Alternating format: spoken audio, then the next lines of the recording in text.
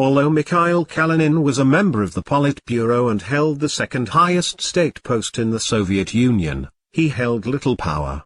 His role was usually limited to receiving diplomatic correspondence from abroad. Nikita Khrushchev once said, "I don't know what practical work Kalinin carried out under Lenin, but under Stalin he was the nominal signatory of all decrees, while in reality he rarely took part in government business. Sometimes he was made a member of a commission, but people didn't take his opinion into account very much.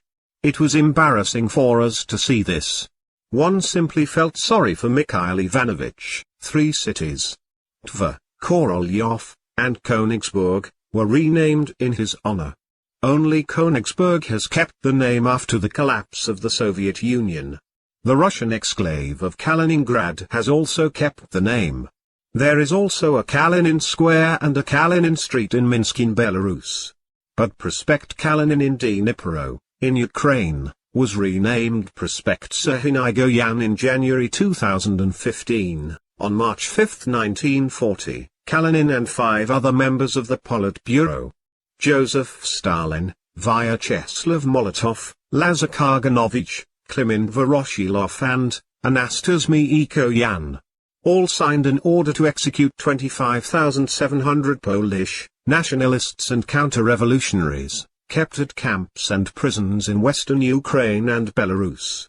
This was part of the Katyn Forest massacre. Kalinin's wife, Ekaterina Kalinina, was critical of Stalin and was arrested on October 25, 1938, on charges of being a Trotskyist. She was tortured in Lefortovo prison and was sentenced to 15 years imprisonment in a labor camp April 22, 1939.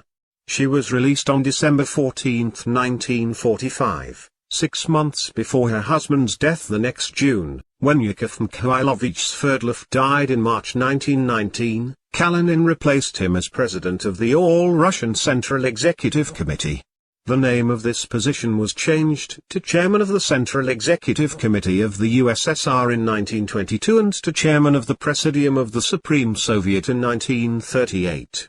Kalinin continued to hold the post continuously until his retirement at the end of World War II. He was an early and devoted member of the Bolshevik faction of the Russian Social Democratic Labour Party.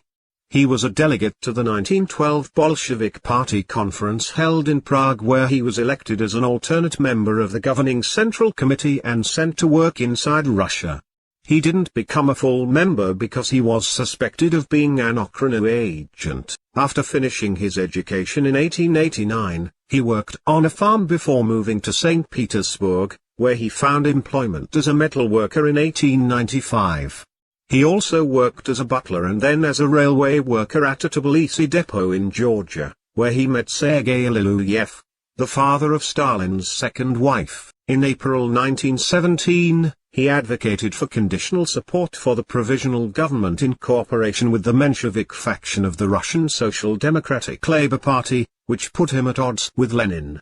He also continued to oppose an armed uprising to overthrow the government of Alexander Kerensky throughout the summer. Kalinin retired in early 1946, and died from cancer on June 3 in Moscow.